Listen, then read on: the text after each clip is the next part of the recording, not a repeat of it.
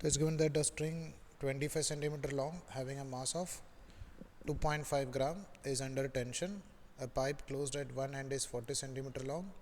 When string is set vibrating in its fundamental frequency, 8 beats are heard per second. It is observed that decrease in tension in the string decreases the beats frequency. The speed of sound in air is 320 meter per second. The tension in the string is nearly. So basically our aim is to find out what about the value of tension in the string. So according to the question, we are having a string of length 25 centimeter and its mass is also given. Its mass is given as 0.25 gram. A pipe closed at one end is 40 centimeter long and we are just considering a closed end air column, and its length is given as nothing but 40 centimeter. When string is set in vibrating in fundamental frequency, so if you are vibrating the string in one loop or in its fundamental frequency, let's say it is oscillating with the frequency n1, it is observed that 8 beats are heard per second. So let's say this air column is vibrating with the frequency, take it as n2, so that we are able to hear 8 beats. It is observed that decreasing the tension in the string decreases the beat frequency. So we know that for beat frequency we can write it like difference in frequency. Either you can write n1 minus n2, or you can write it as beat frequency as n2 minus n1, depends upon n1 or n2 which one is small. And to identify which equation we should use, the first equation or second equation. In question it is given that it is observed that decrease in tension in the string decreases the beats frequency. So we can find out what about the relation between this frequency of string and tension. That is, we know that frequency is basically v divided by 2L and velocity is t divided by mu, tension divided by its linear mass density.